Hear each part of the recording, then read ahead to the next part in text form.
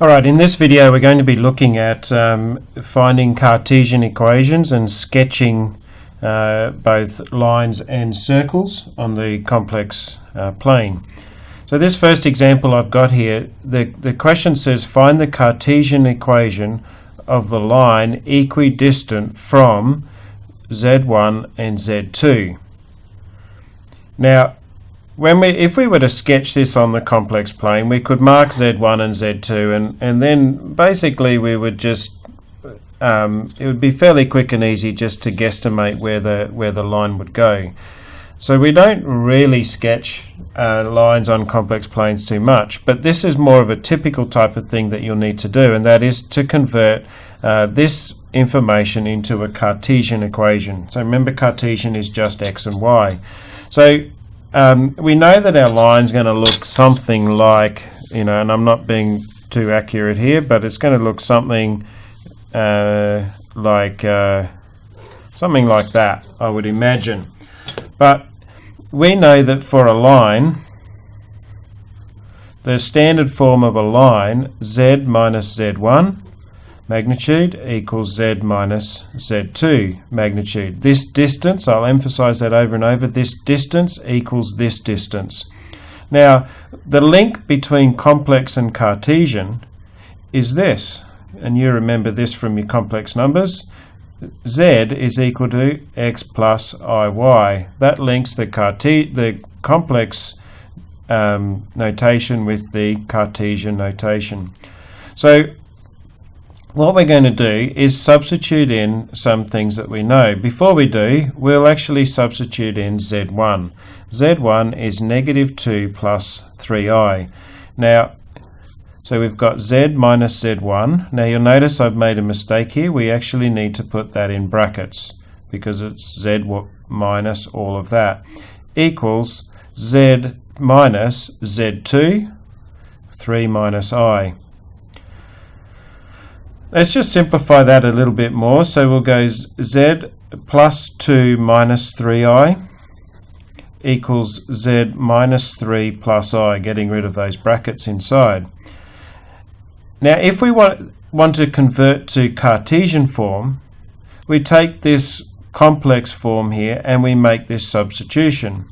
So we'll say, therefore, x plus iy, just instead of z, put the x plus iy in, plus 2 minus 3i must be equal to x plus iy, sub it in, minus 3 plus I. Now it's a process of simplifying this. So just bear with us. What we're going to do is we're going to put the real parts together and the imaginary parts together. So the real parts here are the x plus 2. And the imaginary parts, and if you can do this in one step, we'll take our I as a common factor and we'll be left with y take 3 are the imaginary parts in this. Equals, the real parts here will do the same thing. X take 3 is real. And the imaginary parts, and we'll take our I as a common factor, will be y plus 1. Okay, now just a little bit of something to remember on the side. Remember that, and I'll do that on another page, remember that the magnitude of x plus iy, the magnitude of x plus iy is the square root of the real part squared plus the imaginary part squared. Notice I don't put the I in here. Okay, this was, back to complex numbers when we were working out mod z. Mod z was the real part, the square root of the real part squared plus the imaginary part squared. And that's just a version of Pythagoras' rule. So what we're going to do here is we're going to do exactly that. And this will probably be familiar to you from some of the work we were doing before now. The magnitude of this complex number is the square root of the real part squared plus the imaginary part squared. That is the magnitude, equals the magnitude of, which is the real part, the square root of the real part squared plus the imaginary part squared. Notice now we've got no complex numbers. They're all gone. Now we've just got to simplify this. So we'll square both sides. That will get rid of the square roots.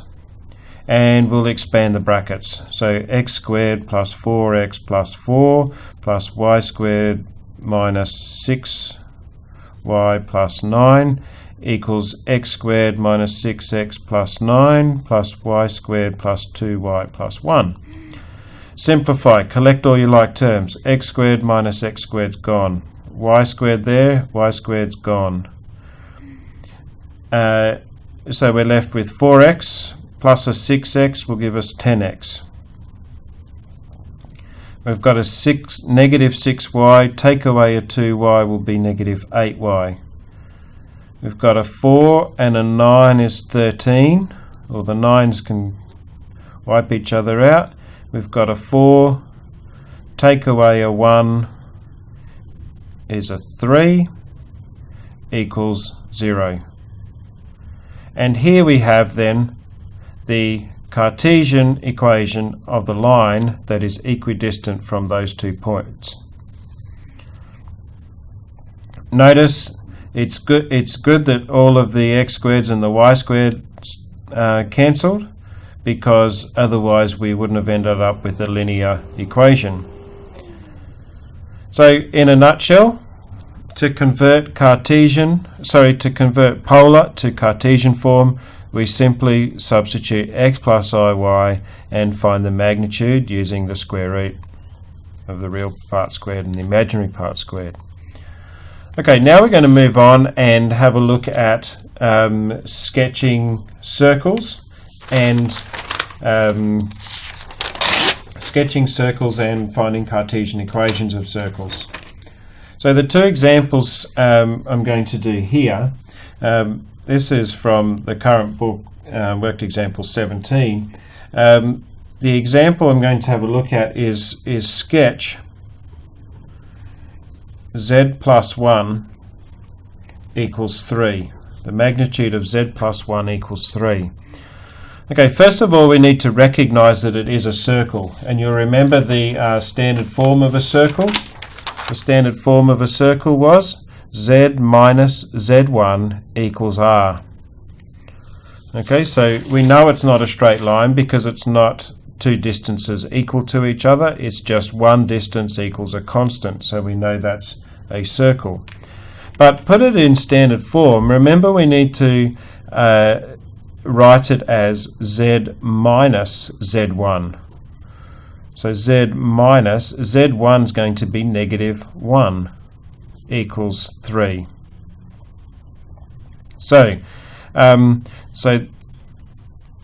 we've now got it in that form. So from that, therefore, z1 will be negative 1. Now, if we're working in complex numbers, negative 1 is actually real, but we know it's negative 1 plus 0i. And we know in this case that the radius is equal to 3. So if we were to come and sketch this, and I'm not going to do it too accurately, if we were going to sketch this, we know that z1 is the center of our circle. So negative 1 is going to be about there. There's our center of our circle. And it has a radius of 3, so I can go 3 units this way, 3 units up, 3 units this way, 3 units down, and I can draw my circle in.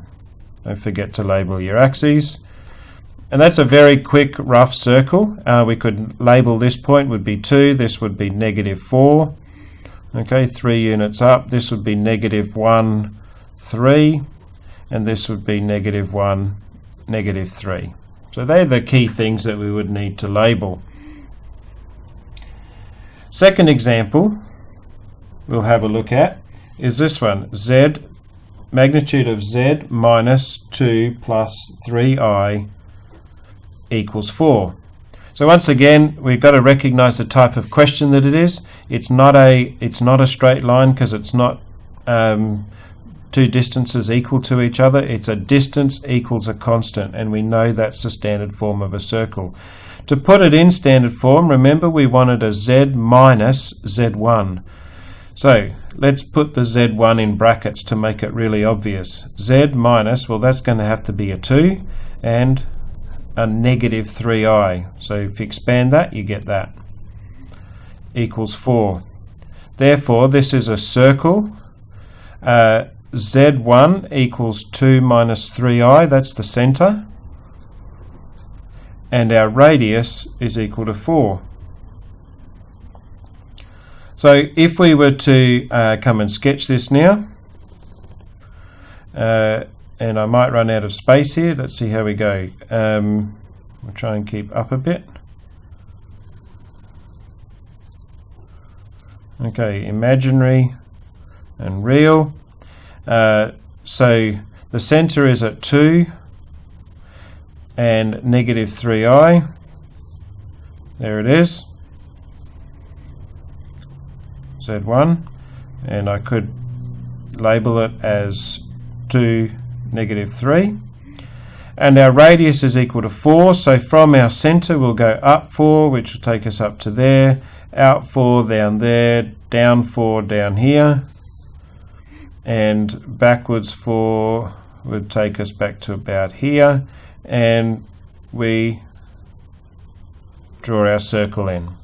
Please take more care with these. I'm just trying to do them very quickly. You could label all of these points, which is fairly easy to do. This one is 4 units this way, so it's going to be 6 comma negative 3, and so on for those other points.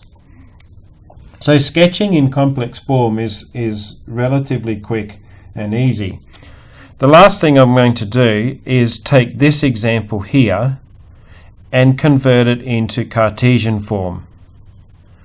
Now you can probably look at this diagram from our previous work. You can probably look at our diagram. You know the center of the circle, you know the radius, so you know the standard form of a circle. So let's see how we can get that using our x plus iy substitution.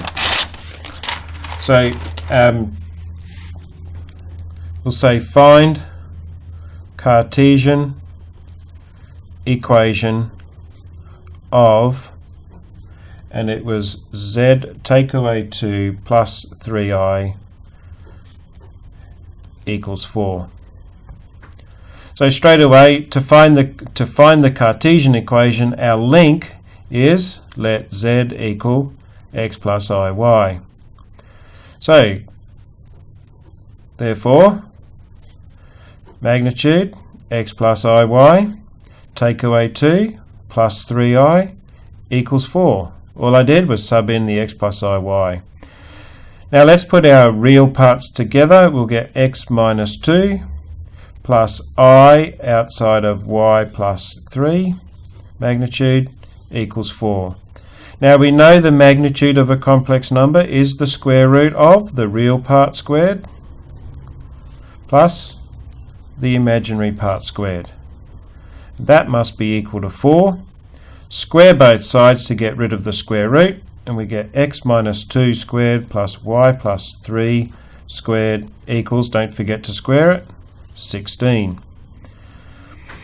Now we've got the standard form of a circle in Cartesian form, and you know from your previous work that this circle would have a center at 2, negative 3,